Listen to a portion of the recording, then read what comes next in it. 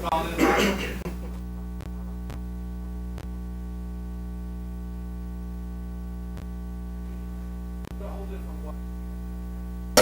we're ready to go. Okay, I'd like to go ahead and call this meeting to order.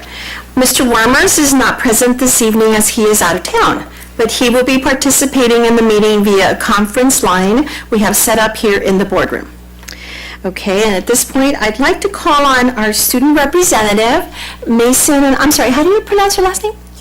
Tara, to lead us in the Pledge of Allegiance. Thank you. Place your right hand over your heart. Ready, begin. I pledge allegiance to the flag of the United States of America and to the republic for which it stands, one nation, under God, indivisible, with liberty and justice for all. Ask Michael which way he's pointing. You go, good luck. Okay, thank you, Mason. Okay, I need I need to call on Dr. Mannon. Madam President, we're requesting that item 8.7, which is the auditor's presentation, be pulled from the agenda tonight. He had a travel problem, as you know. Mr. Ricketts also had the same problem, but it was doubtful that he could actually get here. So we'll pull this and we'll be bringing it back at another time, probably either next month or in March. Okay, all right, thank you, Dr. Mannon. So I need a motion to adopt the agenda as corrected. So moved. Second. All those in favor say aye. Aye. All those opposed? Okay, motion carried, thank you. We have no report of closed session actions. The next item is a staff presentation and information, and I'd like to call on Mr. Michael Ricketts regarding an update on the State of California 2015, 2016, and 2016-2017 budget. And you are the Associate Vice President for School Services of California. Welcome. Yes, thank you, Madam President, board members, and Dr. Mannon, and staff of the district. Thank you for having me here today. So I'm going to do a presentation that will cover the key points of the governor's budget proposal that was just released January 8th of this month for 2016-17. And the budget proposal, as the governor laid it out, was both consistent with what we've come to expect from Governor Brown, and not consistent in another way. So how is it consistent? It was consistent in that he has been typically conservative each year in terms of his estimates of revenues and growth in state funding. And as a result, he has ended up in each of the last several years with a surplus each year. So revenues that have come in that have been over and above what was projected in his budget. And there's every expectation and indication that he's conservative again this year as well.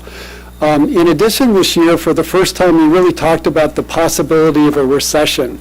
So we've been in a recovery mode for a number of years from the Great Recession that started in 2008 and 2007, 2008. Times have been good in terms of state revenues. That's translated to significant increases in funding for schools, but the point he was making was that don't expect that to continue forever. So he was really cautioning against spending commitments that may outstrip the ability of the state budget to support them in the future. And that's very consistent with the message and the tone that he's had in past years. What was a little bit different this year was that he didn't talk too much about education. In past years, that's been a central focus of his budget presentation each year. He's really made K-12 education in particular, but education in general, both K-12 and higher ed, kind of a hallmark of his budgetary proposals. We've got a brand new funding formula that he implemented and he's very committed to. But I think we are now in a position that this next year and probably in future years, it's going to be just trying to stay the course with what he's already done. So we're not going to see a whole lot that's going to be necessarily new, and we don't see a whole lot that's new for K-12 education in this budget, although we've got a couple of things. This slide shows just the general state budget, and kind of to point out how conservative the governor is fiscally and how interested he is in trying to build a reserve for the state to guard against future downturns in the economy. If you look at the bottom line on this chart, budget stabilization account, you see that is increasing from $4.5 billion about in 2015-16 in the current year to over $8 billion in 2016-17.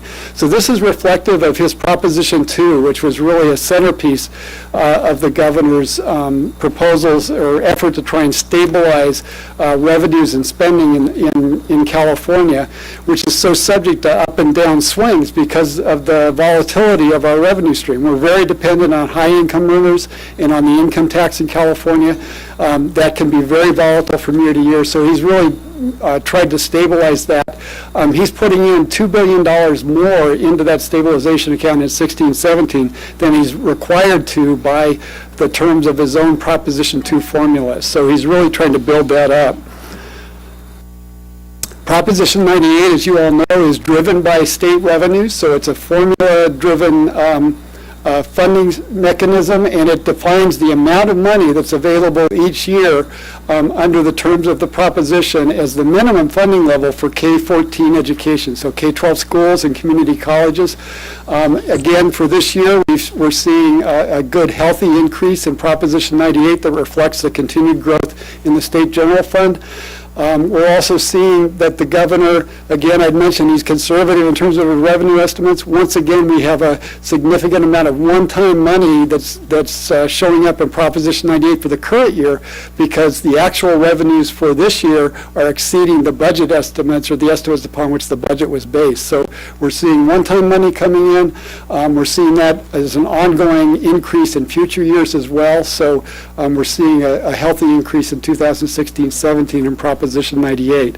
Implementation of the LCFF continues to be the governor's top priority, and we're going to see that when we look at the funding proposals for the 2016-17 budget.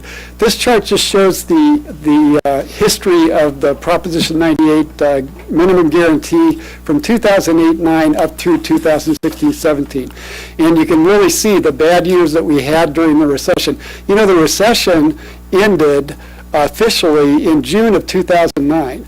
But you look at the 3 years that followed that for K-12 schools, and you can see that Proposition 98 did not fare well. So the impact of a recession on state revenues actually lags the recession, the impact on the economy. So we're seeing that here, but we also see the strong recovery that started in 2012-13 and continues up through the proposed budget for next year. This slide shows the proposed expenditure of Proposition 98 dollars, the new funding, the growth in funding between 2015-16 and 16-17, as well as the one-time money that falls out of the current year. And really the top three bullets are the major proposals. And as I indicated, LCFF is still the governor's top priority. $2.8 billion is going towards continuing to move districts from where they are today towards the targets that the local control funding formula establishes. $1.6 billion is available for a new early education block grant, but this is just a reconfiguration of existing funding. So there's no new money in this right now, and we'll talk a little bit more about that later in the presentation. And $1.2 billion for one-time dollars comes out of current year and past year funds that are required to be spent by Proposition 98 for schools. And so this money is going to go out to schools on a per ADA basis and on a one-time basis for 16-17 under the governor's proposal. So for LCFF, as I mentioned, the governor proposes $2.8 billion, and the way that breaks down is that closes the difference between where districts are today in this new funding formula and where the state would like them to be. So essentially the targets, what we call the targets for local control funding formula, and the floor where districts are today. $2.8 billion will close that gap by almost 50%. So 49% is the gap closure.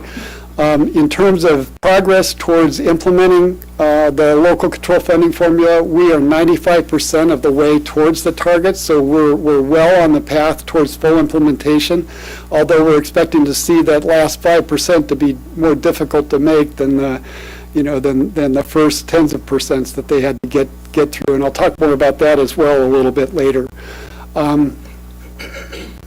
This is a slide that shows, so the way money goes out under local control funding formula, you have base grants that are essentially the same for all school districts. So the amount per student is identical for every school district in terms of the target calculation. But then you have additional money, supplemental and concentration grants, that go to school districts based on the percentage of students that are free reduced price meal eligible. So students from low-income families, students who are English learners, and students that are in foster care or foster youth.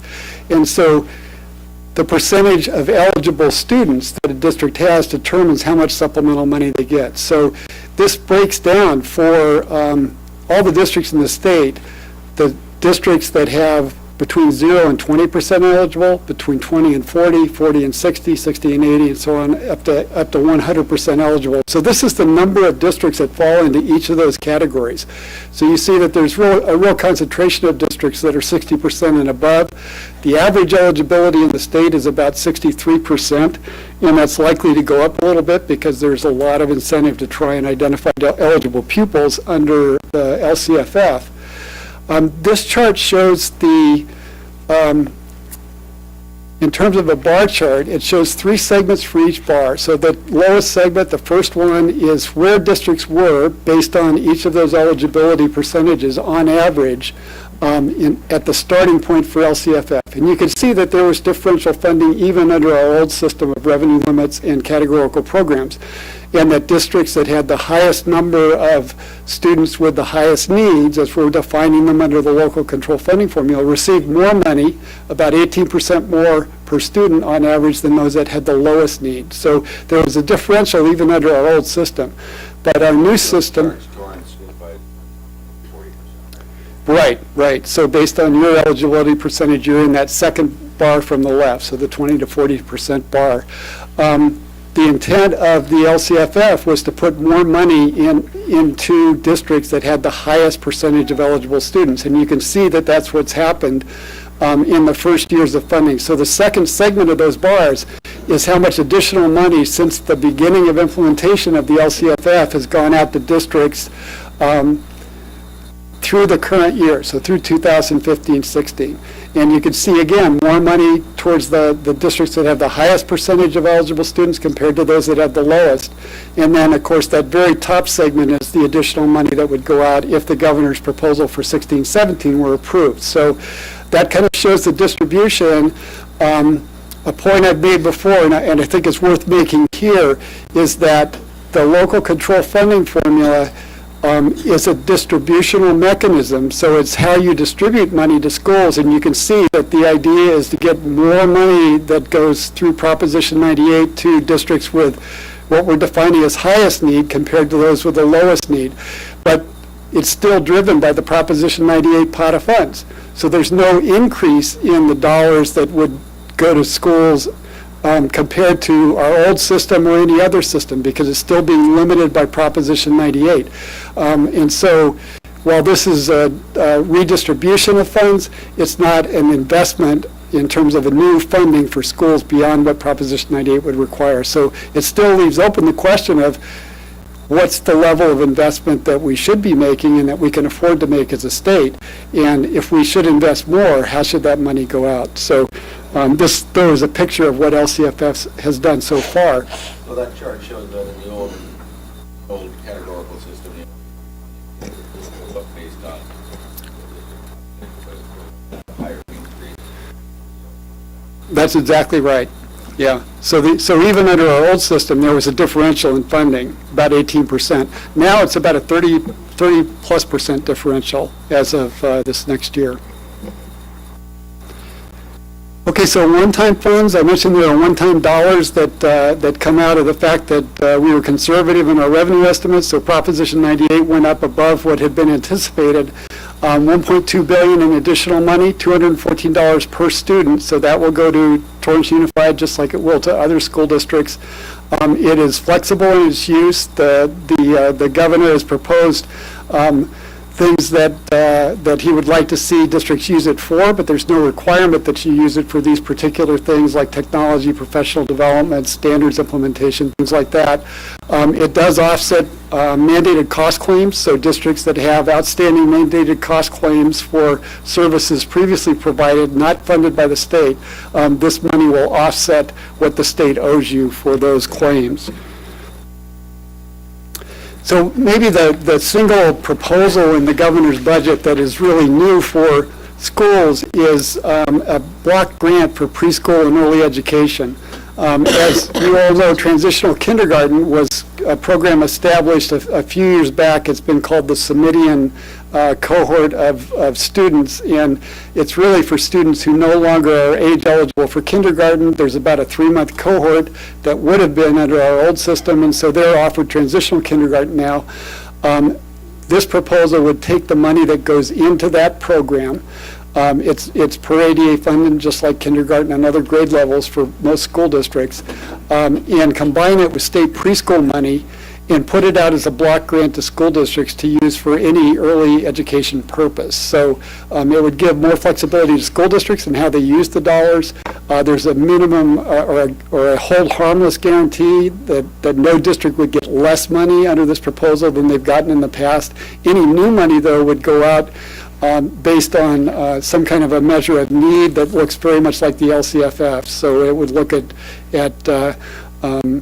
poverty, it would look at other factors that are yet to be defined. So the proposal is pretty conceptual at this point. The governor doesn't have a lot of details. He's looking to people in the field to give him some input about this, and so he's got some of his staff that he's tagged to really work on this with folks, and we expect to see more detail at the May revision. There's no new money in this. This is just basically repackaging all the existing money for these two programs, or these three. And so the issue is, well, with no new money, what are you really buying that you don't already have? And so we've already gotten reactions from the legislative caucuses, the Women's Caucus in the legislature. Early childhood education is one of their policy priority areas, and they basically said, you've got to put more money behind these programs. You can't just repackage the existing dollars. So we're expecting this to be a pretty big issue in terms of legislative discussions around the budget for the coming year. School facilities is a second area that's not addressed by the governor's budget, but is certainly going to be an area where we're expecting to see some activity. There's already a school bond. As you know, the state has run out of money, so it's been a couple of years now since the state had any money left in the last bond, the state bond for school facilities construction and modernization. So there is a qualified ballot measure, $9 billion, sponsored by the Coalition for Adequate School Housing and the Builders Association. That is ready to go on the November 2016 ballot. Because of Proposition 30 being phased out, it's a temporary tax, and that's the proposition that provided additional money for the whole state as well as for schools. There's also going to be an effort to extend Proposition 30. There's a ballot measure that's been submitted and is awaiting title and summary, and so it is ready to go. It's going to be on the November ballot. There's a lot of concern on the part of the administration and the legislature that if you have a bond initiative and if you have a tax extension initiative on the same ballot, one or both will go down and not be approved, and most likely the tax initiative would not be approved. So there's an alternative proposal, which is that the legislature will try and do a bridge bond that will be a legislative proposal to go on the ballot in June instead of November at a smaller level, about $3 to $4 billion.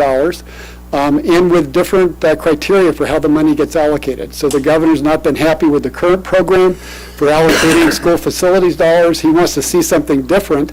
He's laid out some principles, but he doesn't have a proposal right now. But we're expecting to see quite a bit of activity over the coming weeks in this area because the timeline is pretty short if there's actually going to be an alternative that goes on the June ballot.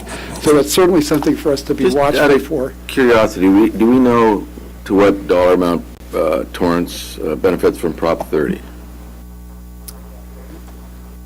The one that, if it expired or if it does not get renewed. Remember, if the original Prop 30, what would have happened if it hadn't passed, we wouldn't have gained any money, but if it hadn't passed, we would have lost about $10 million in current funding. So Right. Prop 30 allowed us to keep our funding at that current level by about $10 million.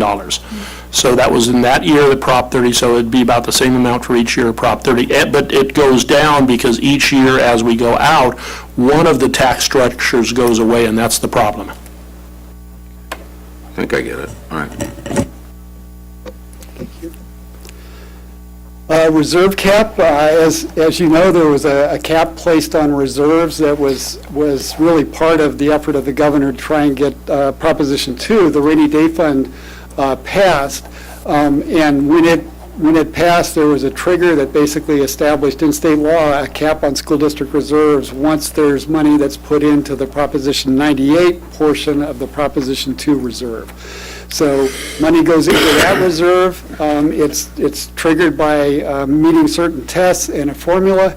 Once a dollar goes into that reserve, then the next year, there's a statutory cap on school district reserves not to exceed twice the minimum reserve level.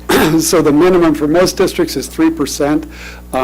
Some bigger districts is 2% and 1%. Smaller districts is higher, but its average is 3%. I think 3% for Torrance. So that means you'd have a 6% cap on your reserve at that point. That's a pretty thin reserve to run with, especially even if the state contributes some money to the state level reserve for Proposition 98. We've done some analytical work on that, and even in the best year, the most that would be contributed would be about $1 billion. And we've seen proposed cuts, threatened cuts of over $5 billion to schools in a single year. So that's why we think it's still very important for school districts to maintain an adequate reserve, usually higher than what might be just twice the minimum. But there will still be efforts, I think, to try and modify that cap this coming year, so that's something to watch for. There's a bill, SB 799, that's still active, that has one proposal in it, and so I think we're going to see some efforts to try and move that. This is a high priority for the School Boards Association, so I think we'll see them very interested in moving it forward and pushing on it. Friedrichs versus CTA, this is a issue around the collection of fees for membership in employee associations and unions. The Supreme Court is hearing this issue. We expect a decision in June. If it comes down on the side of saying agency fees, or what they call fair share fees, are not legal or can't be imposed, then that's going to have a potentially a big impact on employee unions' ability to raise funds and fund the work that they do. So there's going to be some legislative efforts around this. We're very certain that that's going to happen this year as well. And both the management associations as well as the employee groups have a stake in it, so we're going to see a lot of negotiations going on in that area. So those are really the major policy issues. A lot of the policy issues aren't around budgetary funding. They're around other kinds of things this year. Preparing for a slowdown, I mentioned we've been on a fast track for implementation of Proposition of the local control funding formula through increases in Proposition 98. We're expecting that to slow down, though, in the future. And actually, if you look at the Department of Finance's own projections, and you see here, so LCFF started in 13-14, and the blue bars on this chart are the targets. So that's where the state would like schools to be funded, and we've been making progress to getting there every single year. The goal of the governor was to be there by 2021. If you look at the kind of gold or yellow colored bars here, that shows how much in each year was put towards moving us to that target. And you can see the ramp up in the first 3 or 4 years up through the current year and proposed for 16-17 has been pretty dramatic. So there's been a lot of revenue available to implement this new funding formula. A lot of money's been put into it. We're about 95% of the way there now. But using the Department of Finance's own projections, what you see in the out years is that the ability to continue to fund that those increases diminishes dramatically. And actually, the gap between the target and how much funding is going to be available under the Department of Finance forecast grows rather than decreasing. And so to get to full implementation under their scenario, that last year, 2021, you'd have to have almost $5 billion, $800 per student available to push us to the top or push us to full implementation. So it's going to be the first few years have been great. The next few years, getting that last 5% might be much more difficult than we've experienced so far. This slide talks a little about the possibility of a recession. I already mentioned the governor highlighted this in his proposal, and one of the things that they looked at was modeling a recession that maybe begins in 17-18. And they said the state could face a $55 billion shortfall by 2019-20 just to maintain current service levels. So it just kind of demonstrates that I think the need for prudent planning, for good reserve levels, because these things can hit fairly quickly, and when they do hit, you have to be prepared to be able to ride out the reductions or the slowdowns in funding increases. I know we talked a little bit, Dr. Mannon had asked about, it used to be 2 to 3%. Every year was necessary just to stay even and just to cover your built-in cost increases. We think that that's gone up quite a bit. We're not sure what it is. We're going to work on what that is and try and get you a better number, but I know we talked about 4 to 5% now because of the mandatory increases in state teacher retirement system contributions and other things. So costs are going up and funding may be slowing down, and so it's something to really keep in mind. I know boards hear this all the time, and it's the stuff you guys have to juggle on a regular basis as to maintaining program but still being ready in case the revenues just aren't there in future years. So it's a real balancing act for you, I know. This just shows per ADA funding volatility over since actually 1999-2000. So you can see we've had good years, we've had not so good years, we've got good years now, we'll have more not so good years in the future. So just, you can kind of plan on it. You just don't know when, that's the problem. If you could predict when, you might be able to win the lottery or something.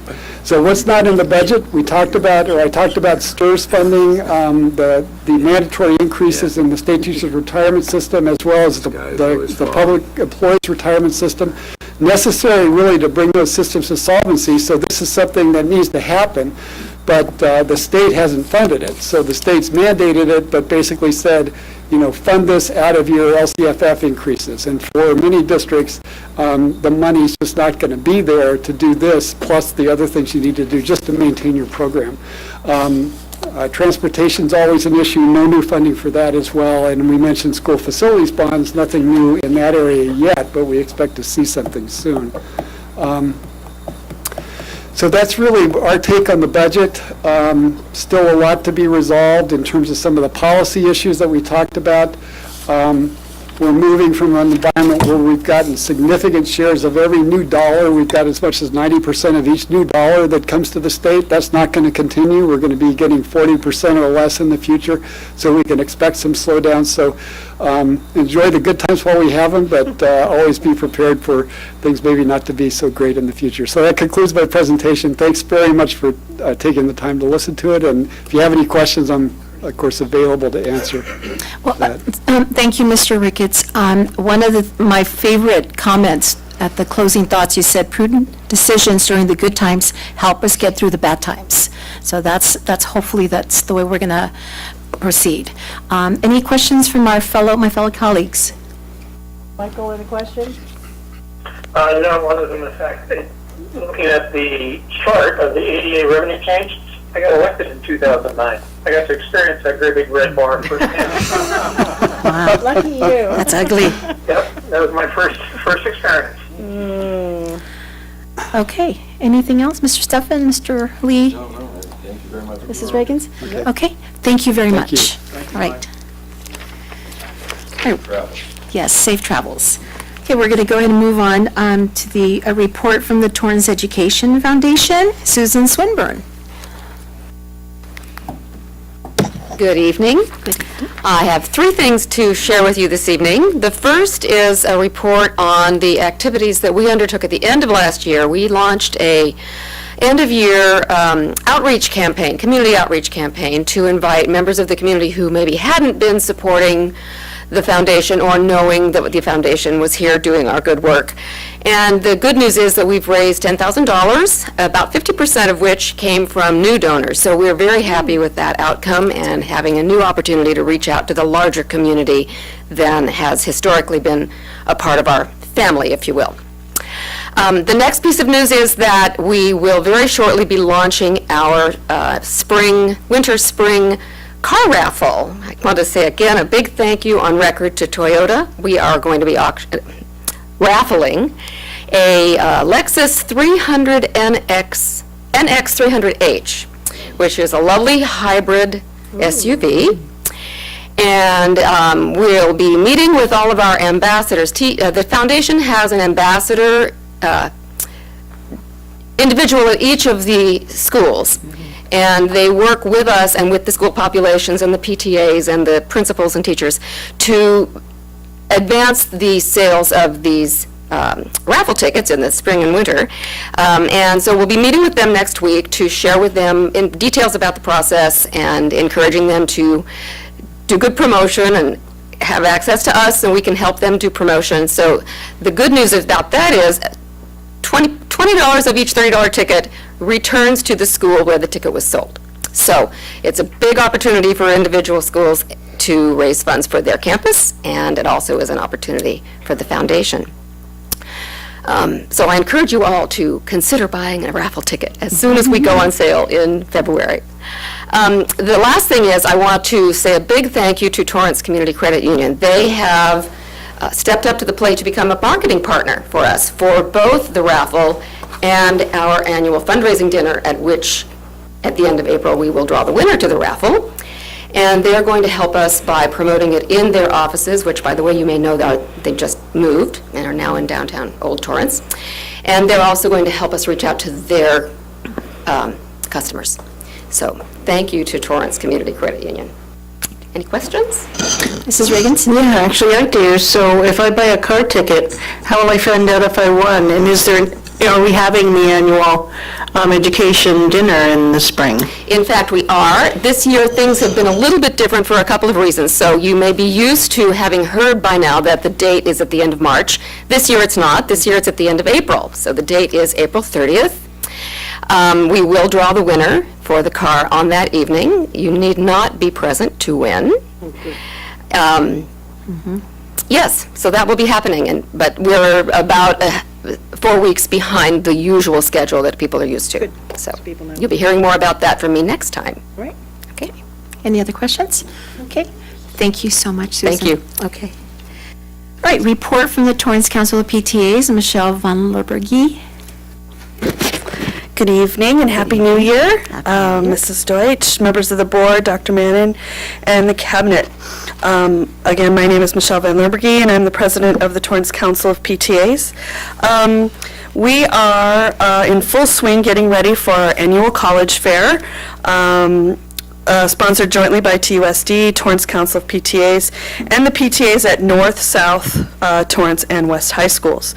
This year it will be held on Saturday, February 20th at North High from 10 to 2. There will be, as of right now, we've got almost 70 colleges, universities, trade schools that have said that they will be there, so hopefully we'll be getting some more. We are working on several workshop opportunities and getting those figured out. There's no cost, and everyone, students, parents, and community members are all welcome to attend. So we're looking forward to that being a really great event. At our association meeting on February 3rd, we will recognize the first place council winners of the National PTA Reflections Art Recognition Contest. At that time, we will also announce the students that won at the 33rd district level and those who will be moving on to be judged at state. So we, I just got the update today, got my many lists here. We had about 149 projects judged at the 33rd district level, and we've got 26 students that got first place and are moving on. So we're very excited about that. And our units continue to work hard, providing programs and parent education to their school communities and supporting the school and faculty through their volunteering and fundraising efforts. We're still doing well with our membership campaign. We are behind, though, from what we have been last year, but it is a trend that we're seeing throughout the state as far as memberships go.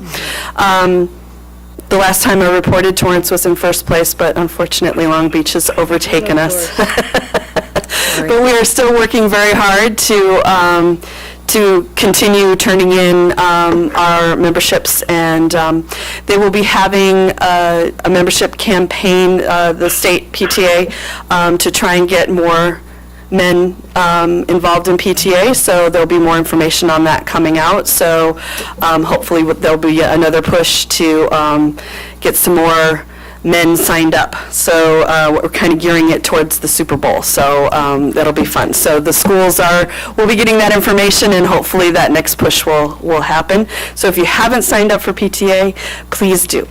All right, thank you. That's all I have. Anybody have any questions? Any questions? Nope. Thank you very Thank much, you. Michelle. All right, Happy New Year. All right, report by the student representative. Mason? Hello, good evening, everyone. So earlier this month, we had our Japanese Tomodachi visit. That was when the Japanese students came to our campus. And then last Friday, we had our 26th annual Hands Across Campus Assembly.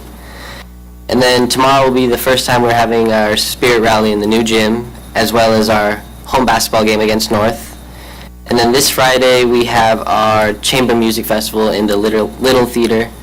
And then next week, our finals, and upcoming is our second blood drive, which will be on February 18th. Thank you. Thank you so much, Mason. I understand that this is your last board meeting. Yes. And I have a certificate of recognition that reads, Mason Tira is awarded the certificate for student representative to the Board of Education second quarter 2015-2016, given this 19th of January 2016. We want to thank you for joining us, and may your future be a successful one. And I know you, it will be. Right, Terry? Yes. Reagans? Yes. So I'm going to try to just hand it over. Can I ask you, you mentioned something about a new gym. Do you want to elaborate on that? Yes. That's a pretty cool thing. Oh, Kathy's here. Yeah, that's all right. Take your picture. Come on over.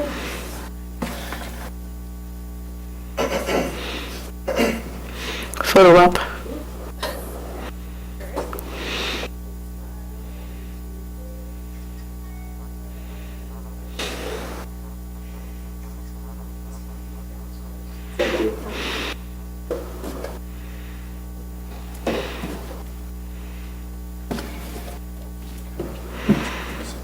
So, our new gym, so our main gym just got finished being remodeled.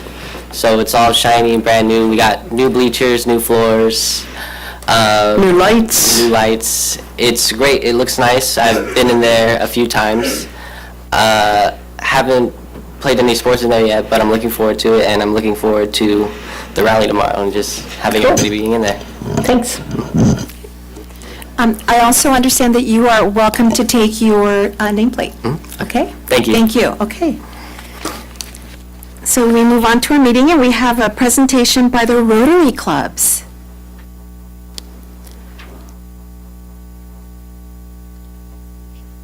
We do. Oh, so I have to go out there? And a giant check. Should I go out there? Sure.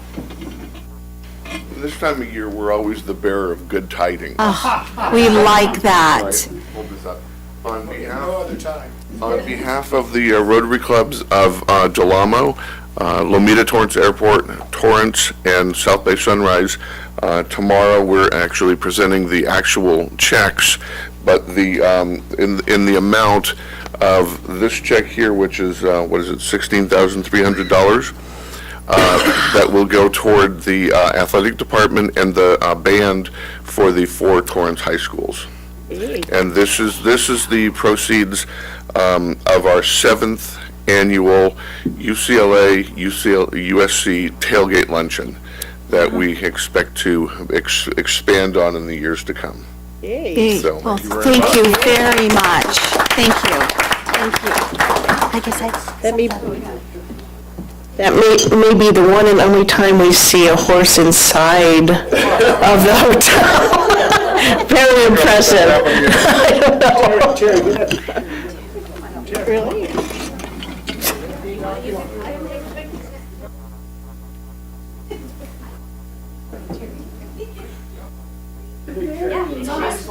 Oh, okay, well, I'm also taking. It's not billions. It works. Everyone in there, big smile.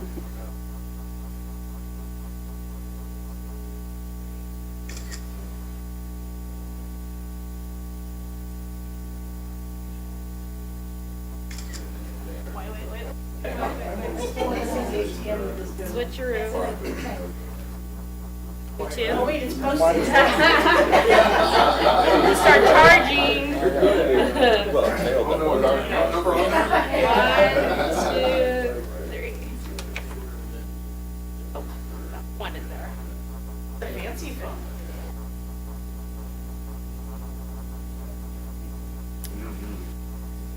Glitter with you. Okay. Ready, guys? 1, 2.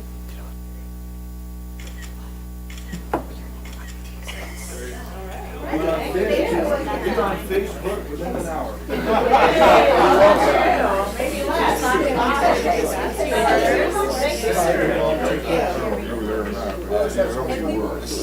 More to come. More to come. That's yours. I don't want to walk off with your phone. Go Bruins. Wait, who won this year? I didn't, that's for sure. Fight on.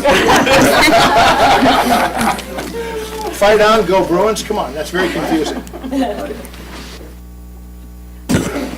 Okay, we're going to go ahead and move on to the TUSD Title I Annual Evidence of Progress presentation.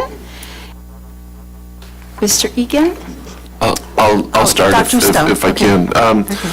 Ms. Deutsch, members of the board, so Mr. Egan's going to do a brief presentation about Title I and some other things that happen on a regular basis, but you're probably all aware of the update of NCLB, which is, and ESEA, which is called the Every Student Succeeds Act by Congress, and that happened shortly before the holidays, and so this spring, Torrance, along with every other district in the nation, is going to be learning how to implement the changes that come along with ESSA, as we're calling it. So we'll provide you updates with that as we go along. The first meeting that I'm going to be going to is at the county. We're sending a team February 1st to LACO to kind of get the first draft of some of the things that are looking to change under that.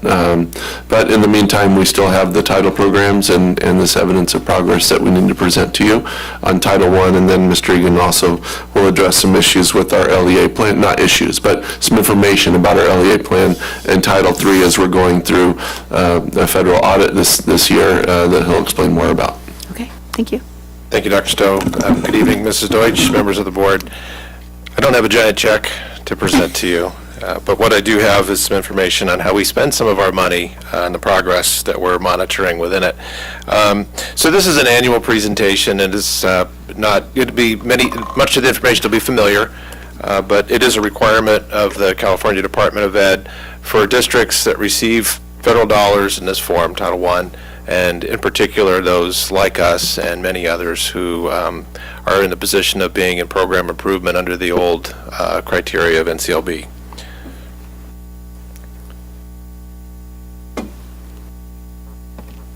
So this slide basically just presents some background information.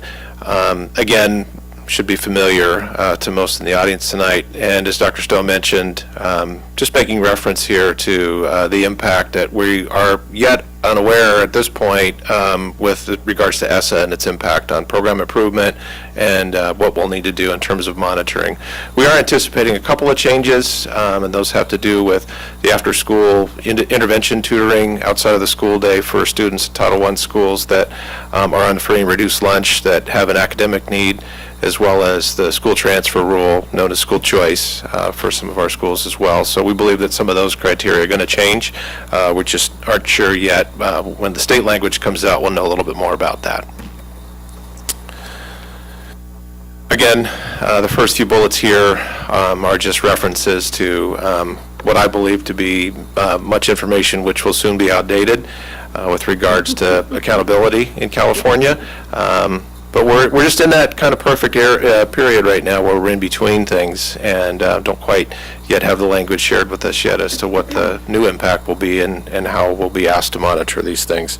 But again, the plight of program improvement is really based on adequate yearly progress. The last bullet there, AYP, and it's yet to be known yet what the state will use as its criteria for monitoring the various different important subgroups in California, but we do believe that they'll be monitoring their progress with regards to the Smarter Balance Assessment.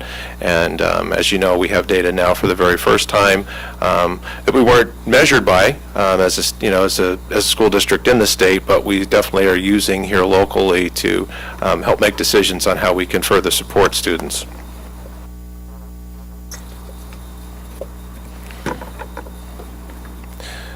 So, program improvement, one of those requirements for us is to generate a plan to support the work that we do here, and in particular how we are going to expend our Title I dollars. There are a lot of parameters placed on us within that in terms of percentages that we're allowed to use for various different things. But one thing important to note is that we're basically frozen in program improvement year 3 status, and this dates back all the way to the 13-14 school year. So it's been quite some time since we've had some regulations that we've had to work with, and in particular in my office, it's something that keeps us quite busy, especially leading into an audit year where they're asking us to provide a lot of the documentation for these various steps that we don't see quite the same connection to any longer because we don't have the same measurements in place to help ourselves move forward or exit in the status. So as I said, yes, we have to create a plan. We have a district plan known as an LEA plan, which I'll share just briefly. It's attached to this presentation for your review. But we also have a local control accountability plan, which measures how we're going to work with the state dollars and under LCFF and support student achievement progress and the other major priorities in California. But why we're here tonight is to present to you what we need to do in terms of sharing our annual evidence of progress. Attached again to this presentation is the narrative form, and that's something that's available for you to review that demonstrates some of those areas in which we're evaluating our student performance, given that we don't have the same measurements in place that caused us to enter program improvement. So as you can see, some of those things that we did strategy-wise to try to improve in the areas of language arts and math have to do with, in particular, professional development, and we've been focused very heavily on that, on supporting our teachers and our schools to make sure that instruction is at its very best. We embarked on a new way of allowing students to opt into summer programs that we supported here as a district last year at a different time of year with more strategically focused academic supports in those areas to help meet what we think some of those gaps will still turn out to be under the Smarter Balance Assessment. And then, of course, having our Smarter Balance Assessment, the CAASPP data, we reviewed that and found very similar trends as we were kind of anticipating. Our Title I schools that are in program improvement tended to perform with a similar gap in performance attendance as before. And that's here locally in Torrance. However, when measured across the state, our schools still, as before, even if they're a Title I program improvement school, still performed much better than their counterparts across the state. So that's something that we're pleased with, that there weren't any major setbacks. And again, with future years of data, we expect to be able to be more strategically focused in improving. Just some future efforts. Again, we plan to continue to reach out to those various stakeholders, in particular our school principals. I meet with them once a month. They receive some training, as well as information that I share with them from the state and the county, to help them be more focused on their efforts with parents in particular. That's been a goal of ours for the last 18 months, is to really try to improve that outreach and engagement, so educating parents and helping them feel more included. We've been gathering a lot of different forms of information through surveys, a variety of groups, including parents and school site councils as well. We have an advisory committee consisting of Title I representative parents, and there's one for each of our 11 Title I schools that I meet with. Of course, one of those representatives will serve on our LCAP advisory committee and help inform us as to some of those concerns and areas of focus that they'd like us to be mindful of. So of some relevance in connection to Title I program improvement and annual progress, as you can see, we're kind of planned out. We have several. We have an LCAP. We have a Title I PI plan. Title III, which is the support for English learners, also requires us to do a specific improvement plan to address those gaps in learning needs across our schools. So I've included that as well as our LEA plan, which is how we essentially used to write our school plan based on the criteria that the federal government gave to our state, and those areas of focus for us as a district. So the federal government has still a mandate for us to create an LEA plan, and this is how we demonstrate how we spend our Title I and Title II professional development money, and Title III dollars for English learners. And the reason they're included tonight is because we've done all we can to really connect all of these pieces so that each one doesn't serve as an isolated set of criteria for us to follow. We wanted them all to be blended. In fact, the bridge point or center point for us as a district is our LCAP, because of the inclusion of so many different folks in our district and our community, and the drafting of that plan. We brought that relevance and extended it out into these other documents. So if you were to study them closely, you would actually see even those exact references to the goal and action numbers and the scheme that's followed in our LCAP to connect all these pieces. Thank you. So very quickly, I that believe was it. Mrs. Reagans, you had a question? Yeah, actually I do. I'm not sure which slide it is, one that says future efforts, specifically measures surveys to gather input from parents and SSC as school site council representatives. Yes. How are school site council representatives relevant to this process?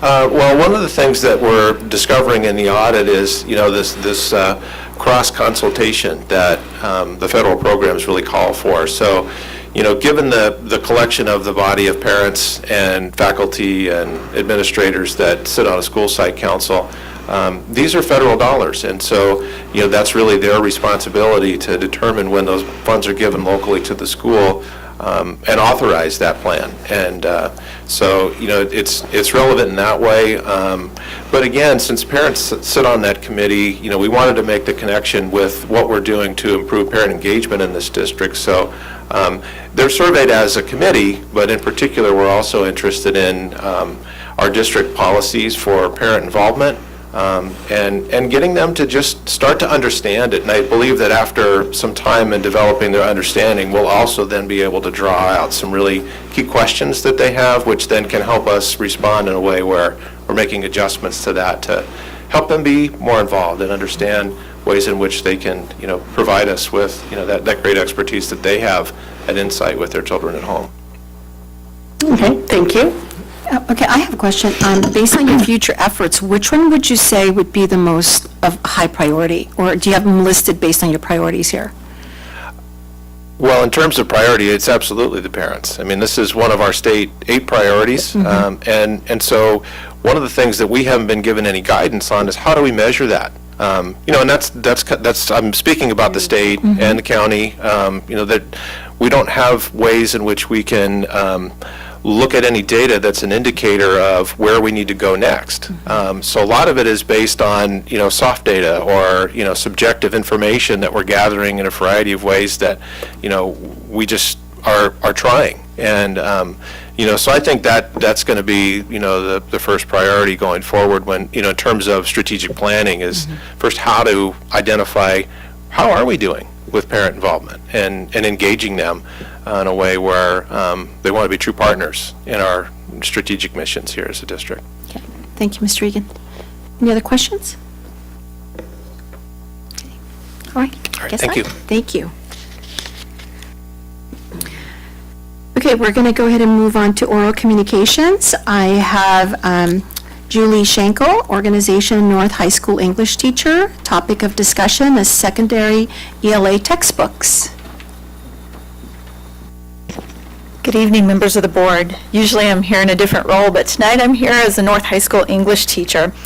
I wanted to put forward a couple of questions as well as make a few points. I've been speaking with many members of my department, and while we understand that there's a lack of quality texts that are for secondary English language arts up for adoption, we know that under the new Common Core that the elementary schools are looking at adopting textbooks, yet at the high school level, we have textbooks that are older than my seniors. We wanted to point out that those books are now out of print. Replacing those textbooks, it can't be done unless you're buying them at a used bookstore. So eventually that's going to lead to Williams compliance issues. There are no online resources connected to these textbooks. We teach online classes. Almost all new textbooks have online components that you can use digitally with your students, and with the push for us to use TUSD, we can't unless we're going out and finding individual pieces on our own time and then uploading them ourselves. It's just not an efficient use of teacher time. We also need access to quality short works, which most textbooks do carry, whether they be fiction or nonfiction. But we also need access to popular writers that are modern writers from today. The textbook I'm using for my seniors still has the old Burton Raffel version of Beowulf. That's the version my parents used in school, as opposed to the new Seamus Heaney version that came out in 2000, well after our textbooks were published. Most new textbooks actually compare translations, whereas the old ones don't. Modern writers like Sherman Alexie don't put their works online because of copyright issues. And so if we want our students to have access to these modern writers that are really popular with them, we need to have access to a new textbook. We need to keep in mind that not everything's in the public domain. If we want kids to have access to quality modern writers instead of just a bunch of old dead white guys, then we need to look at more than just fair use. We also need modern pieces that reflect the diversity in our schools, and oftentimes textbooks don't, especially older textbooks. And our online teachers need to have the ability to teach in their classrooms in that online platform. And so again, we have these great online resources that are out there, like you can go to Purdue OWL and a whole host of other online resources, Grammarly and stuff, but we're not providing solid access for every student to each and every resource that's available. And so there's, if you got some teachers who are real tech savvy, the kids have that access. Other teachers don't put that access out there, and so we need to have some sort of standardized online accessibility for students to get the help they need in English language arts. Also, as far as building nonfiction pieces, again, I'm out there spending hours scouring through nonfiction pieces instead of having a ready-made place where as a teacher, if I'm teaching a piece, I can go in there and everything is there together, whether it's teaching them the grammar that can come straight out of the piece, whether it's providing multiple perspectives on a particular theme, whatever the case, especially as a new teacher to a particular subject. Like if I switched from teaching seniors to freshmen, I probably haven't taught those books in many years, if ever.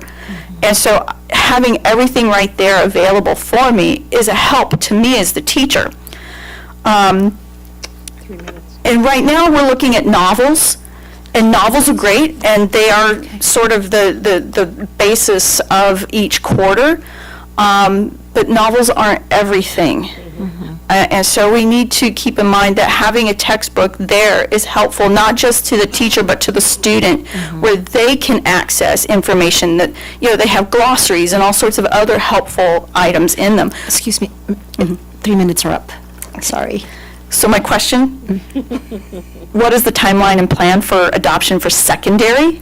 They're currently looking at elementary. What are we going to do with secondary? Good question. Okay, thank you. Ms. Schenkel, please be aware that district administration has brought your concerns to the board's attention. Your concerns are being addressed consistent with the education code and due process. Thank you for your remarks.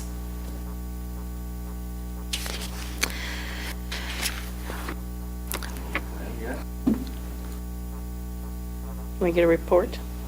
The state approved at the November board meeting K-8 materials. We're required to go through the process this year. It's very labor intensive to review materials and go through that. Mr. Egan and his team have put together representatives of an elementary leadership group and a middle school leadership group to this spring go through that process. And in fact, you'll be receiving some information at the end of this week regarding that. Mentioned that to Ms. Reagans earlier this evening. And one of the things, we'll have to see what kinds of materials are available for high school. Again, the state only adopted the K-8. They have not yet adopted it. Not to my knowledge. There's a review. Can you come to the podium, please? The county has some materials that we're invited to review in late February for high school. And I communicated that a couple weeks ago at the high school principals meeting as well, and shared the timeline that it is a blend of middle school, which is secondary, and elementary school that we're going forward with, as Dr. Stowe said. And it's taken some time to pull together a leadership team representative to fill out those two groups, as well as a representative from every site. I have 29 of 30 school, or well, I guess it's short of the 4, but all but one of the elementary schools at this point, so I'm still waiting. But that process will begin this Thursday, actually, is when we start meeting with the leadership team group for that. And we hope to go forward with high school when materials are ready, and as Dr. Stowe said, we're doing all we can with the resources of the people that we have to identify the materials that we are bound to follow in terms of what the state has mandated. I understand. I mean, it is intensive work to pick up a new adoption, but you mentioned materials that you're going to review in February at the county.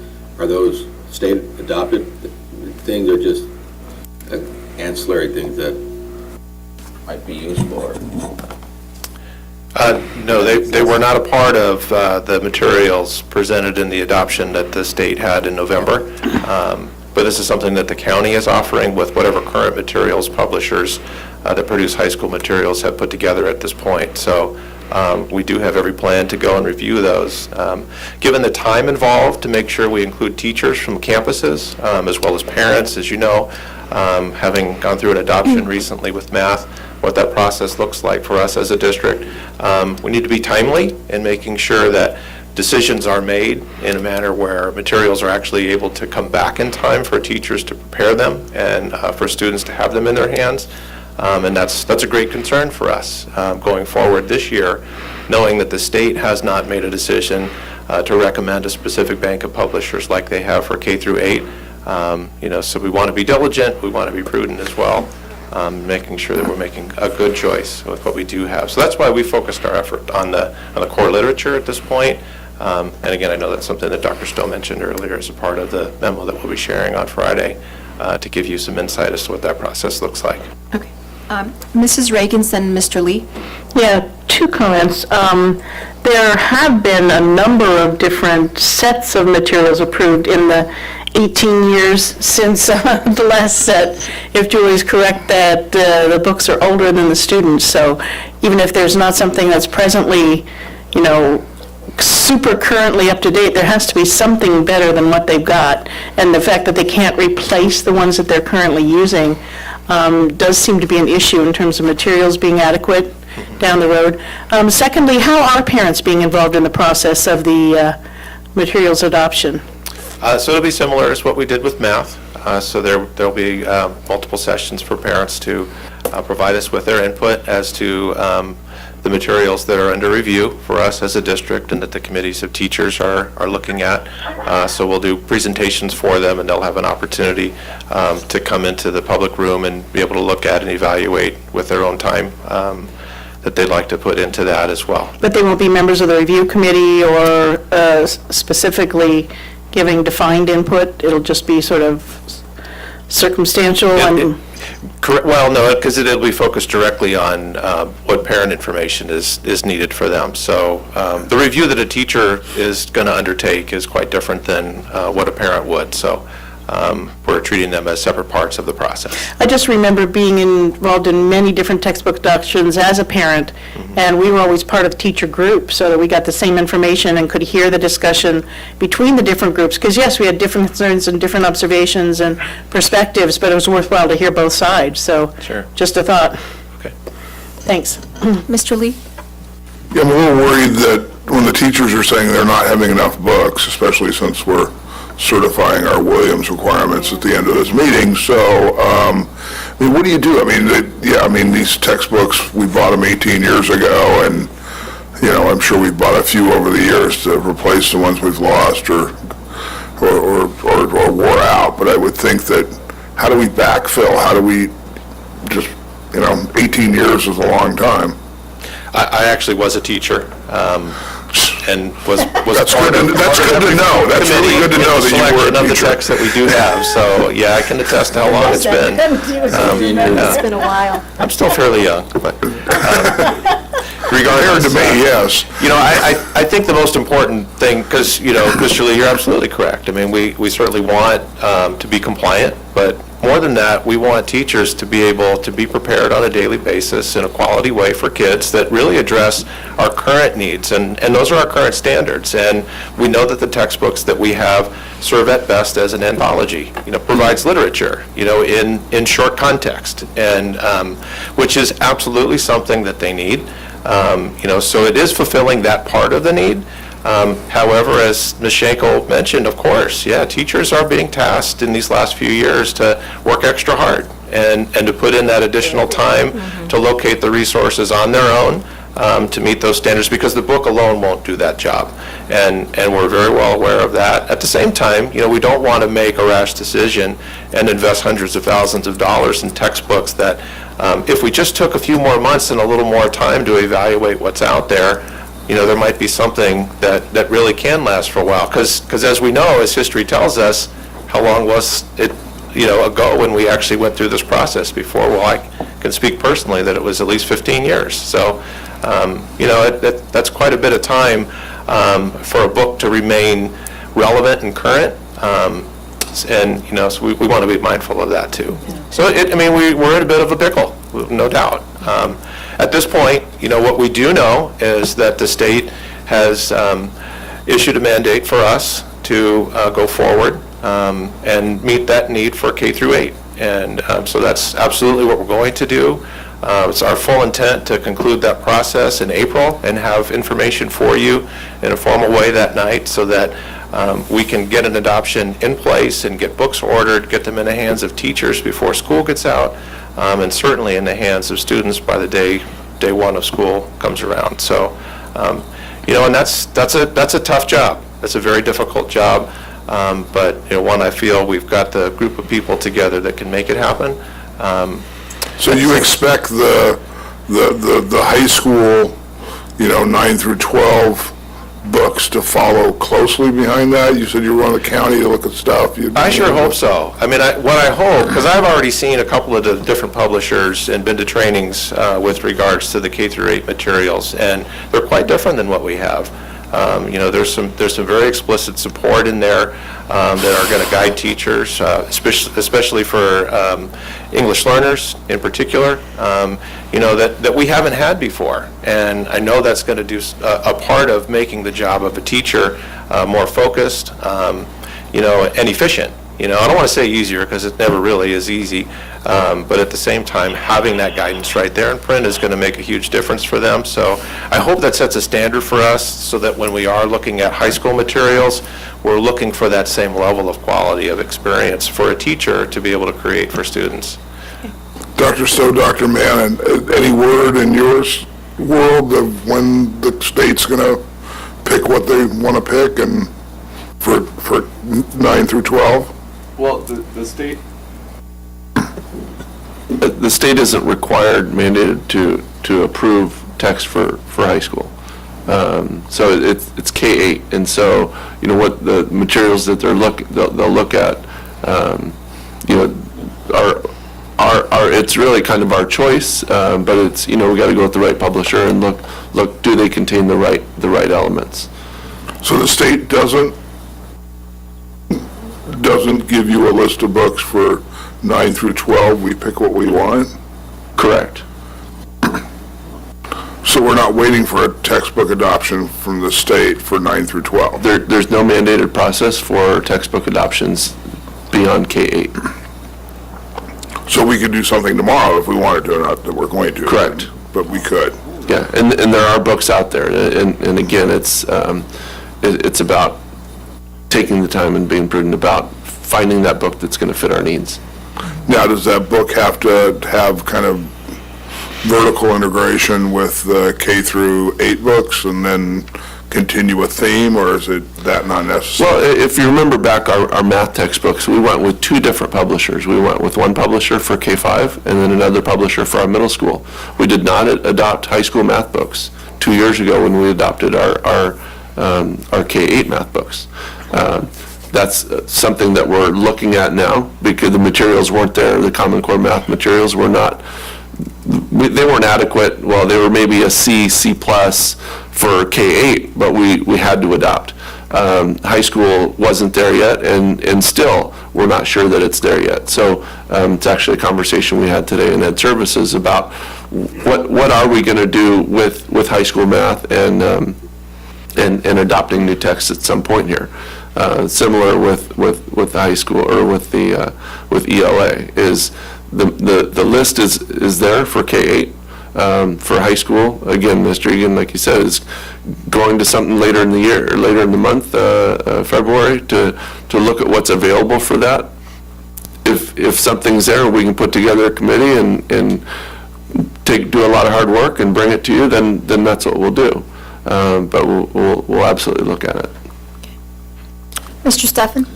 Yeah, no way, I know, I've been on the book adoption committee before, and they're horrendous. And in no way am I implying, I don't think the board's implying that we should rush that process or shortchange it in any way. And so, but I did not realize that the high school adoptions, or the state does not mandate or get involved in approving of high school adoption. But on the other side is, and so we don't want to rush this process, I get that. But now it's kind of an open conversation, so as you review things, maybe little reports, little timelines and kind of things like that, the state does provide dollars for the adoption, that's correct? Or is it just all rolled into the LCFF kind of thing? Kind of. The one-time money. Or the LCFF. Okay. So. And we have been putting aside a little bit of money every year in IMF Instructional Materials Fund, setting that aside, knowing that we're going to have a huge expenditure coming up. And so the math, K-8 was about 2.2 million. In ELA, K-8 is probably going to be bigger than that. And then especially if we go K-12, we're probably looking at about a $3 million adoption if we do K-12. So, they're not small dollars that we're talking about. Oh, all right. Oh, okay. Well, the conversation's begun, so good, thank you very much. Mrs. Reagans? I'm just curious, did we miss an ELA adoption during the time that we were sweeping the IMF monies? There was one point where the state said you didn't have to adopt. Yeah. I can't remember, it was like 2007, 2008. Right, but was that an ELA, was that the ELA cycle that we went through? I couldn't remember which one we would have missed. That's why we're still using imagining, yeah.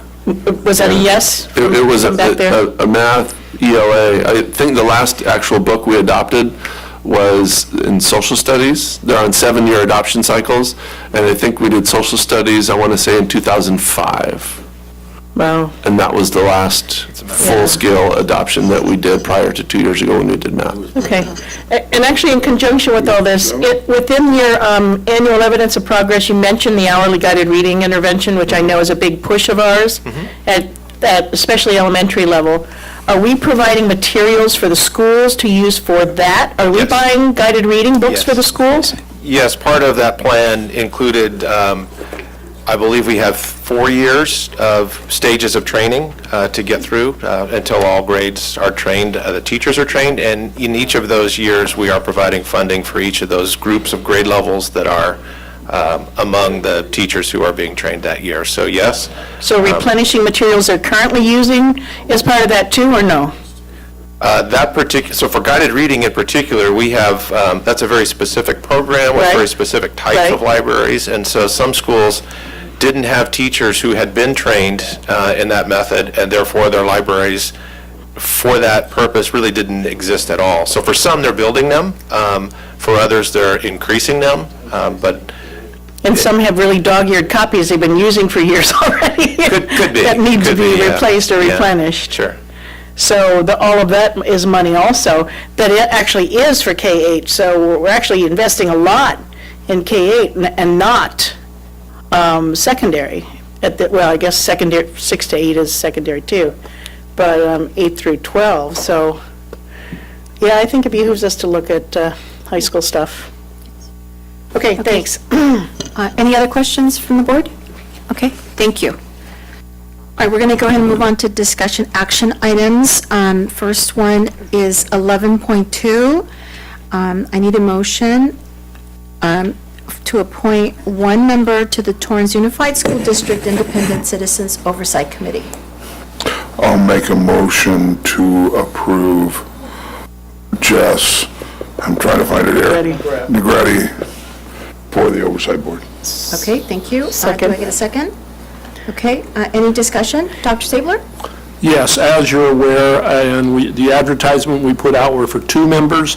We had Jess, we appreciate Jess, he's been on the committee before. He decided to re-up for another 2-year period of time, and then he can go another 4 years after that if he wants to. But we didn't have one in the taxpayer group, so we will be putting out a new application probably in this coming month to see if we can find one to fill the taxpayer vacancy.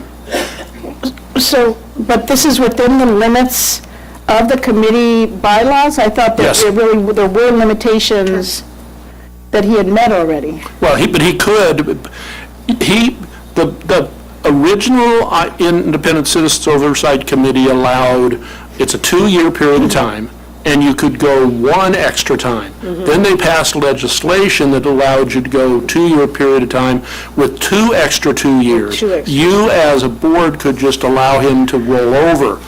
For him to continue or come back on the board, on this committee, he had to actually apply again, and that's what he did. Okay, so that's the difference in what we're doing here. Yes.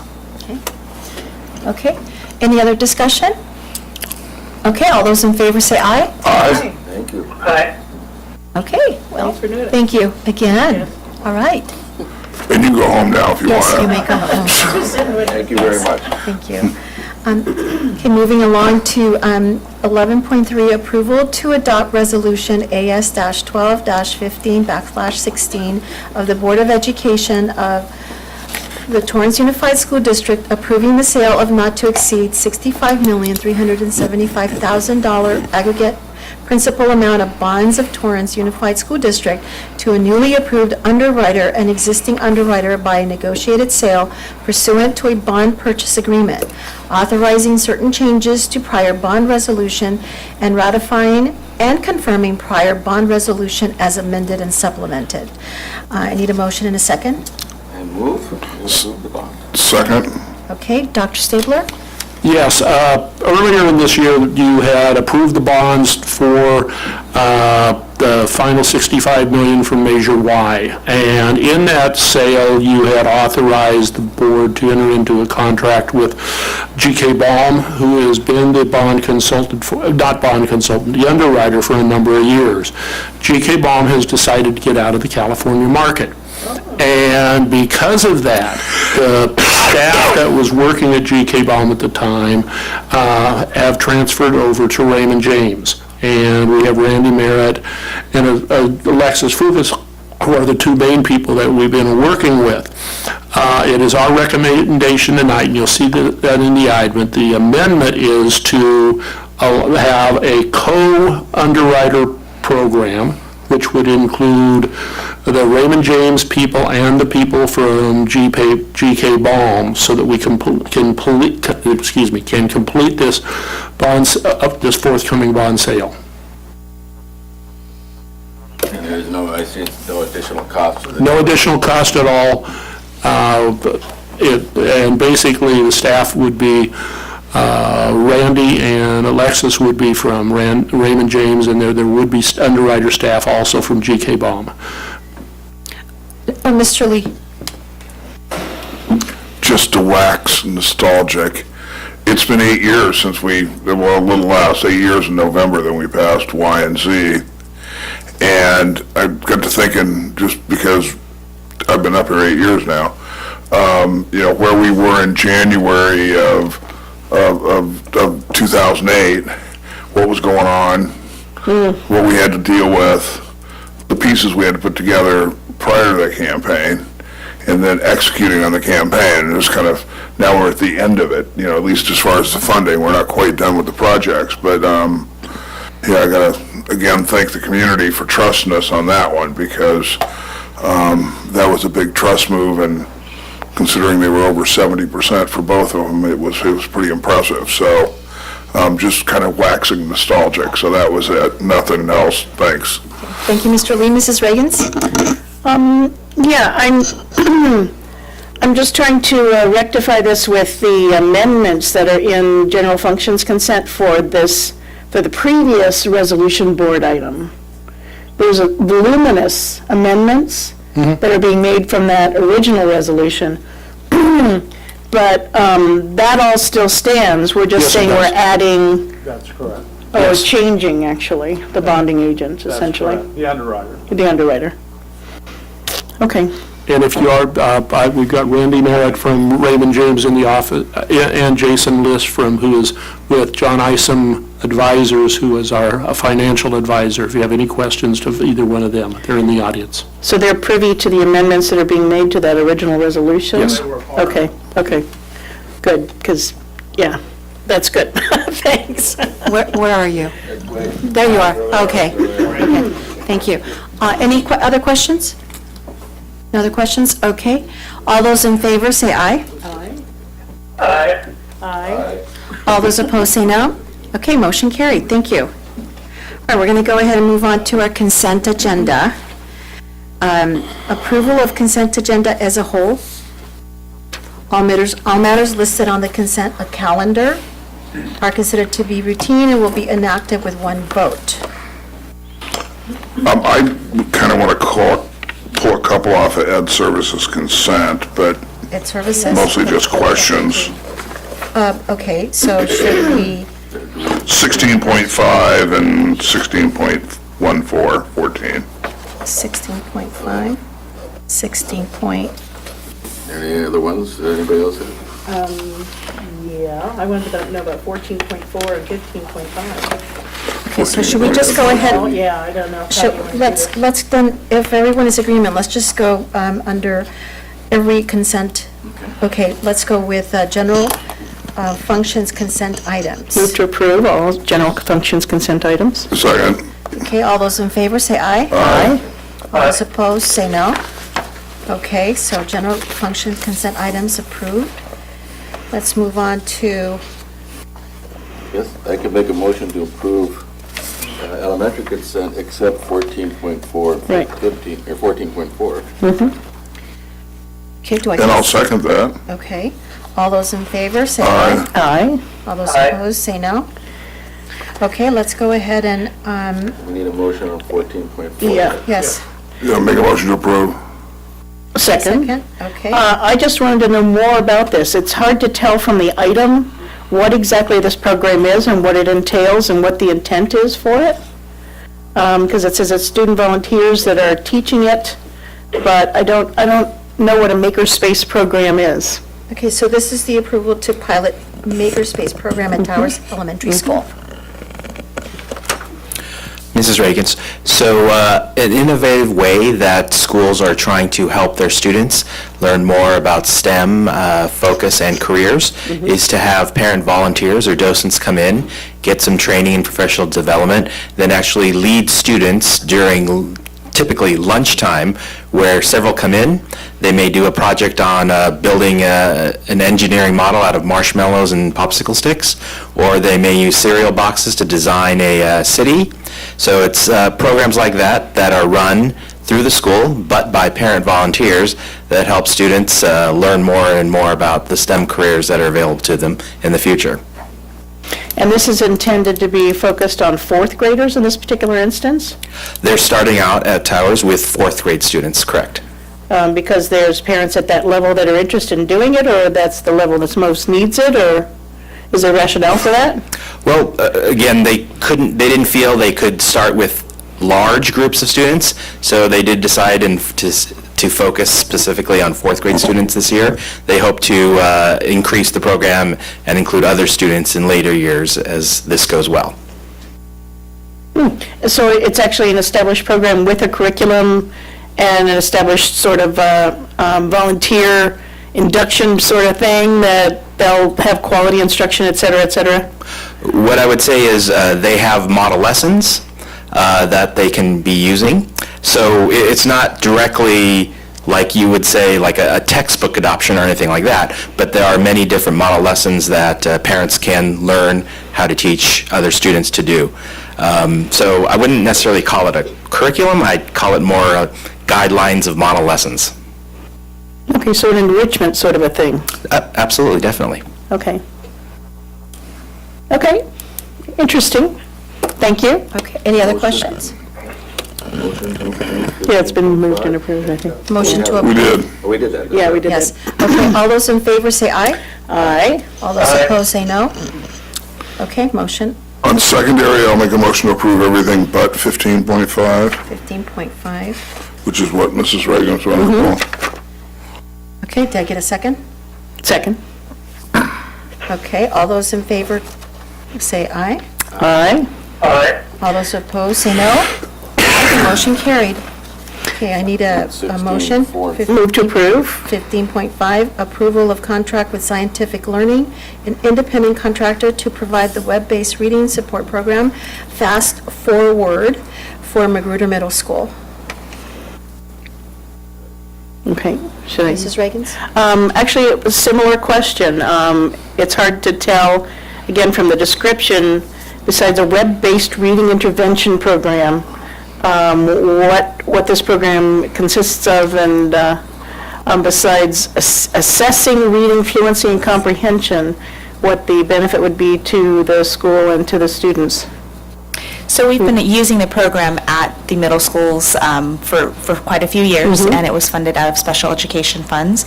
Magruder would like to continue the use with other students as well, and so they are opting on their own to increase and expand the program for other students with the funds that they have.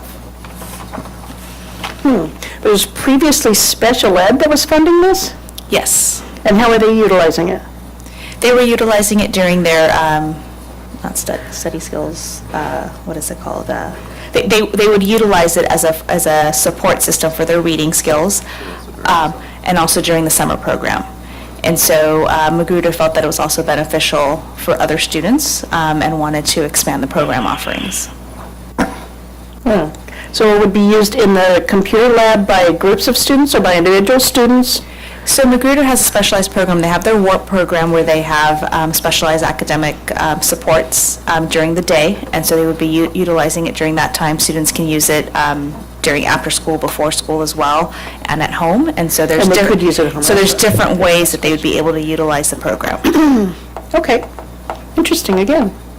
Neat stuff that we're doing. Okay. Okay, thank you, Mrs. Reagans. Any other questions? All right, all those in favor say aye. Aye. All those opposed say no. Okay, motion carried, thank you. I'll make a motion to approve everything under item number 16 except for 16.5 and 16.14. 0.14? 14. Oh, wait a minute. And then I wanted 16.4. 16.4? Yes. Okay, do I get a second? Okay, I'm sorry, Mr. Lee was 16.5 and 16.14? Yes, So we need a motion to approve this, everything but that. 4, 5, and 14. Second. You got that, Shelley? Okay, thank you. All those in favor say aye. Aye. All those opposed say no. Okay, motion carried, thank you. 16.4, authorization to approve revisions to the TUSD English learner reclassification criteria. Yeah, Move to motion? approve. Second. Okay, Mrs. Reagans? Yeah, I just wanted information about this because there are being, and to inform the public actually, that there will be revisions to the English learner reclassification criteria. Can we elaborate a little bit on that and sort of say in layman's terms what that might mean to the students and to the parents? Excuse me. Sure. So when students are reclassified as fluent English proficient, it means they came to us not being fluent. And so when they are in our English learner program, we enroll them in, if they're in the middle or high school, we enroll them in oftentimes an elective to build their English fluency, often provide additional supports.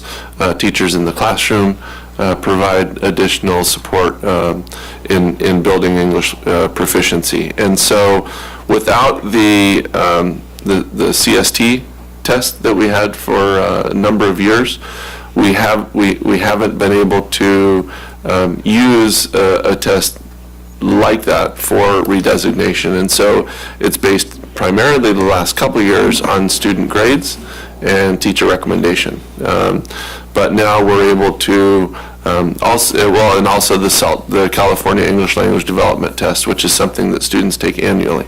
So along with the new English language or English ELD standards at the state, that the state approved last year, we are modifying that to include the Smarter Balance results as well. Teacher recommendation, looking at how these students are performing, and then for students that we want to redesignate, we also consult with the parents to make sure they're in agreement that the student should be redesignated and moved into what we call an RFEP, Redesignated English Proficient Program. And then we also are required for 3 years to monitor those students and make sure they maintain proficiency in English and that they don't slide back to BEL. So Mr. Egan and his EL team, we have 4 resource teachers or program specialists for ELD. They work with teachers and they monitor the student progress and make sure that we're working with site ELD coordinators to make sure that all the needs for these students are being met. Any other questions? No, actually, I was just trying to visualize the current ELD specialists he's working with are not necessarily ongoing employees that will always be there, right? Yeah, we have 4 permanent employees, ELD program specialists. Yes. I believe they're all paid for out of supplemental funding that we receive from the state, specifically designated for students of limited English. And so, that's a big part of what we do, is provide support for students who are limited English. Okay, thank you. All those in favor say aye. Aye. All those opposed say no.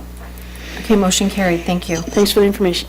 Right, we're going to move on to 16.5, approval to reimburse a program specialist or director of special education for travel for an emergency site visit during the 2015-2016 school year to any residential treatment facility where a Torrance Unified student is placed. Can I get a motion and a second, please? So moved. Second. Mr. Lee? Yeah, just a question. We're setting aside $5,000 for this. First question is, who approves it? Does the special ed director approve their own and they go, or is that something that management approves? Well, so we're responsible for checking in annually students all over the country. We have students in residential treatment facilities in Utah, and we've had students in Connecticut in the past, and Florida, and so what this item calls for is that because this is an emergency use, and so if we do need to have an emergency program specialist or special ed staff visit one of these centers, that's what's being approved here. So for any of the program specialists that would go, the director of special ed would approve it. If the special ed director was to go, then I would be the approver on that. So do we have more or less kids in these out-of-state environments than we've typically had? Is it growing? Is it getting smaller? Is it about the same? I could provide you with that information. I don't know off the top of my head. I don't know the answers to. And then, is this typically always used, or is this just kind of a reserve of a just in case? I think it's a just in case. Our program specialists do schedule visits. Typically, it's during the summer months to some of the residential treatment centers to make sure that the center is up to our standard, because we certainly wouldn't want us to send a student to and have some sort of agreement through the IEP process where we send a student to a center that wouldn't be up to our standards. And so there have been times when, in fact, we have brought students back or had them go to different places based on those site visits. And so, in addition to emergency visits, we do have to check them on an annual basis. And then, just because I always thought this was odd, and it just struck me for tonight's meeting, so I figured I'd ask questions, is what is available in Utah that wouldn't be available in California? I can't speak specifically to that. I don't know. We've approved them over the years. I've looked at them. Utah, Arizona, I know some of the ones in Utah, they're more isolated. It's a behavior program. Yes. And California does not have approved behavior programs. It is true. Really? Correct. Oh. And Utah does? Utah does, Arizona does, and several other states. But California has no certified facilities. And the reason for that is nobody wants to do it in California, or? I can't tell you for sure. I would assume California standards play a role, and other people don't believe that they can financially make it based on California standards. Okay, good. Well, that's the first question. So, yeah, I was much more curious of, when these, typically, this is just emergency funds, a lot of times not used, just kind of routine. Okay, good. Thank you. You're welcome. Mrs. Reagans? Yeah, and I'm reading this to be, it's $5,000 a pop. It's not a total of $5,000. Correct. So it's for Reimbursed any up and to each $5,000. and every That's how I trip. read it as well, yes. It could That's be how we reimbursed up submit to it. $5,000. And that makes sense to me if it's a truly emergent situation that they would need this approval. But otherwise, it seems to me they could come to us and say, hey, we need to arrange this inspection trip, and that's not an emergency. So I see where it would be necessary to say in terms of safety for the student, but not in terms of inspecting, what are the other ones? Site inspection, assessment, and treatment planning should not be emergent trips, right? Correct, and we bring those separate board items, again, typically in the spring, in late spring, when we know that they can block out 3 or 4 days, and they're gonna visit 8 different facilities in the span of a few days to try to maximize their efficiency of their time, as well as if we're traveling to Arizona, we might as well just also try to check off Utah and other places around that we send students. I think we have a number, it's somewhere between like 15 and 30 of students that we have in residential treatment I think it's less facilities. than a dozen now, because last time I talked to them, we were doing a handful, actually, which is a very good thing. But still, this item seems like it could be relevant to safety issues, but I don't think that it's an emergent trip to inspect the site or do assessment or treatment planning. That should be a planned trip, rather than an emergent trip. So I'm not sure why it's part of this emergency authorization sort of a thing, which is how I'm reading this. It's the wording. Yeah. If something comes up that is in the realm of an urgent matter as it relates to a site inspection, if a report comes through from a parent that their child is in a certain setting, then we're going to go check it out. Well, it just seems like a way to get around having to do approvals for planned trips, to me. But that may just be my perspective.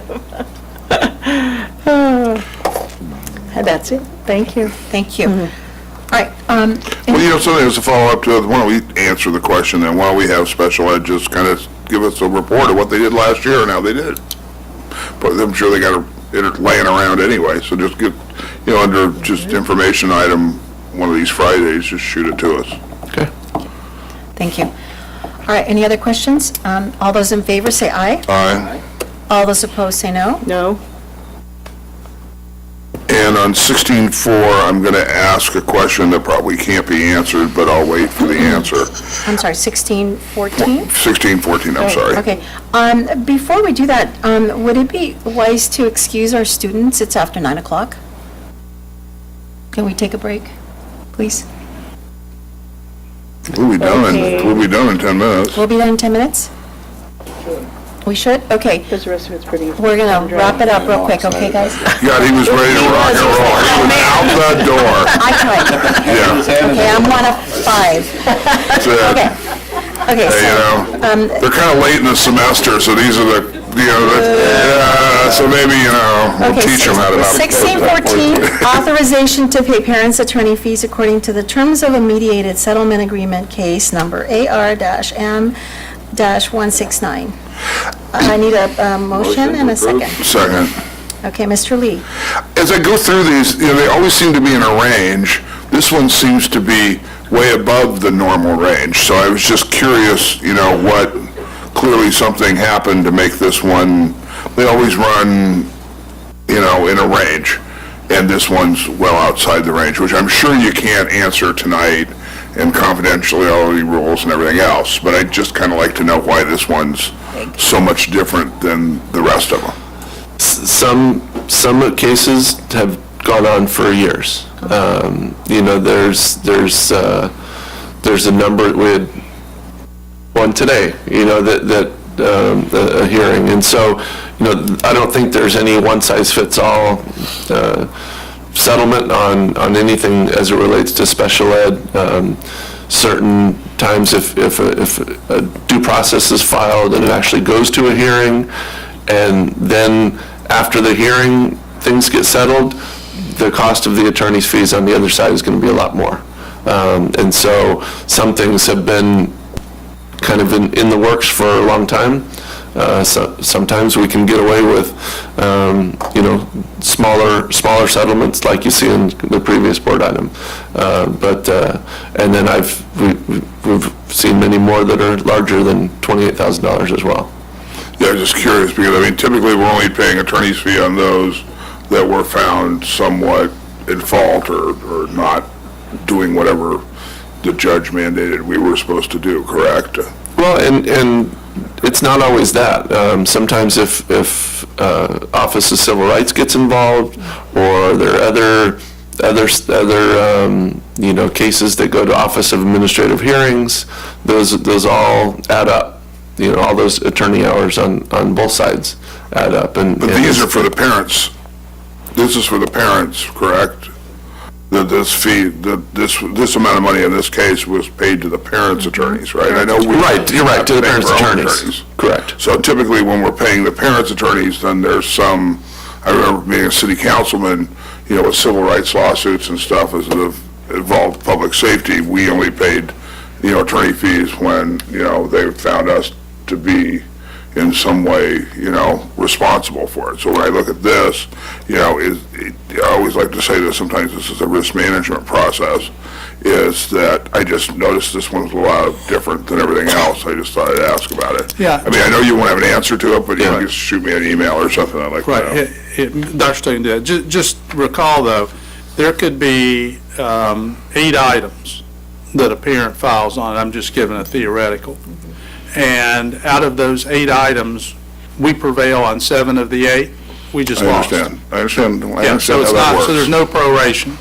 No, I understand how that works. So $1 of fault gets the other party on the hook for all the, that goes with the Civil Rights Act. So, okay, well, good. Thank you. Mrs. Reagans. Actually, it's not a comment on this one, but a general comment. In several of the items, it mentions SLPs. My mom was an SLP, and she never called herself an SLP. But I bet, I had to look it up to see what an SLP was. So can we ask them not to use acronyms, to say speech and language pathologist instead? Sure. It's just clearer that way. Thanks. What's an SLP? Speech and language pathologist. Thank you. Okay. Yes. Okay, any other questions? If not, all those in favor say aye. Aye. All those opposed say no. Okay, motion carried. Thank you. All right, we're moving on to human resources consent items.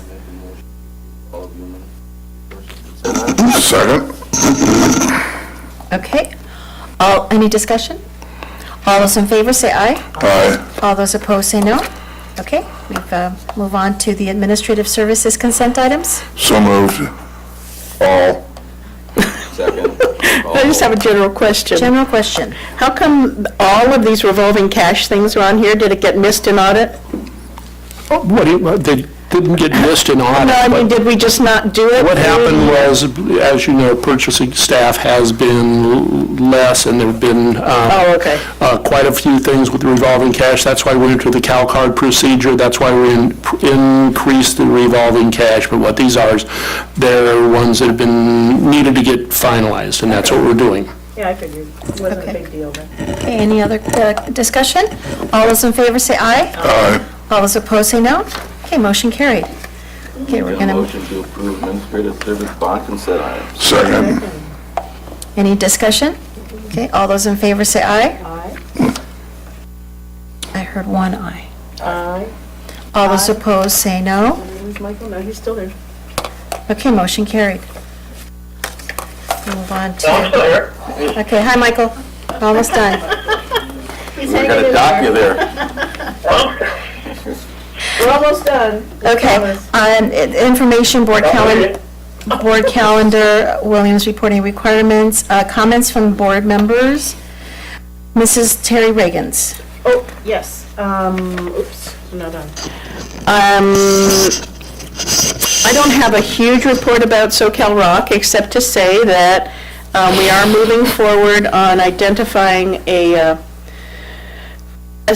probably a pay for play, sort of a scheme for each school district paying for students of their own that will be attending SoCal Rock classes from here on out, rather than sort of an overall contribution being made by each district, that it would be dependent upon the number of our students that are taking classes.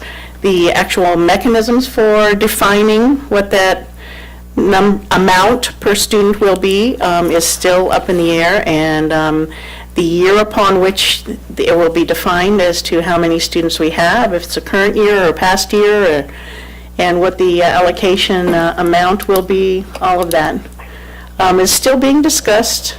It's an ongoing issue, but that continues. And they do need the MOU from us about supporting their CTEIG grant from for their ADA perspective, so if we could do, We need to ask, I'm not aware of it. actually, I think it was sent to you, Dr. Mannon, a couple months ago, the MOU about just saying that we support. If it was, I've already signed. They didn't ask for us to send it to them yet, though. Well, if they sent it to me, I signed it, because there's nothing that's said in our office. Yeah, she sent it to you, I think, via email. And it was it was sort of a sample MOU that they were Probably in your spam recommending. folder. It's in your spam folder. And now, I had asked her to resend it because I had a feeling it might not still be in our, it does not necessarily require board approval, but I did want to bring it to you guys that you know that they are applying for the CTE incentive grant from their perspective, as well as Torrance Unified is applying for a CTE incentive grant for our pathways, or our Project Lead the Way classes. So, yes. So, and those, actually, applications were all due today, the second portions. So, they've all been submitted. And I think that's all I have for them. I have a couple of other things. Should I go ahead and do those? The Please, anniversaries? continue. Okay, I do have some classified personnel anniversaries that I wanted to recognize this evening. The following classified employees had 10 years of accredited service with TUSD, and thank you for doing that. And Grace, I hope I don't mispronounce your name too badly. Ola Faituli, it's a nice one. Jennifer Buma, Nicole Conant, Stephen Davis, Robin Fry, Irina Rook, and Tharwat Wabi. All are people who have been with us for 10 years, for 15 years. We've had Claudia Aguilar, Brian Tretian, Joanna Estrada, Mira Manalastas, Kathy Taylor, Brienne Townsend, and for 25 years of accredited service, we have Shelley Stallings at Richardson. So thank you all for your service to our students and for being with us. And last but not least, there were some resolutions on our agenda that I just wanted to point out for people, because these are worthy of note, that we have a resolution proclaiming February 1st through the 5th as School Counseling Week. Say hello to your counselors and thank you for the services that they provide for you, please. February 2016 is African American History Month, and for our students and classes, we'll actually be looking at important moments in African history and African American citizens, and looking at all those wonderful things. So thanks for doing that recognition. And then January 30th as Fred Korematsu Day of Civil Liberties and the Constitution. And it was a law that was signed by Governor Schwarzenegger. We have him to thank for that day. January 30th, coming up. Okay, that's it. Thank you. Thank you, Mrs. Reagans. Mr. Stefan? No. Mr. Lee? No. Mr. Warmers? So thank you. I just wanted to thank Torrance High School for inviting me to the Hands Across campus on Friday. It was an amazing event, and Mr. Patterson put on a wonderful event. Every year it just gets better. So I just wanted to thank, and if there's no further comments, I'd like to thank you so much. Motion to adjourn. Motion to adjourn. Okay. Thank you and good evening, everyone. Students. If anybody needs signed, come on up. Done.